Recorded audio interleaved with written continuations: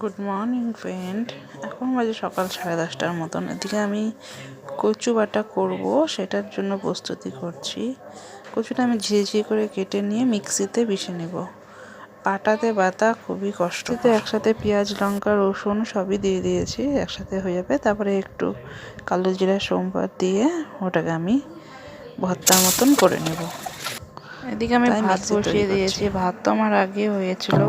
দেখো কিন্তু যেটা করেছি হচ্ছে করলা, ওই জন্য পেঁয়াজ হয়ে গেছিল না, একটু এটা আবার হয়ে যাবো মাছের ঝোল, তার জন্য আবার একবার আজকের জন্য আলাদা করেছি। এদিকে আমি এই কচু বাটা বলেছিলাম তোমাদের, এই যেটা করছি আমি। এদিকে করেছি একটা নিরামিষ, আমার 3 বার রান্না হয়ে গেছে।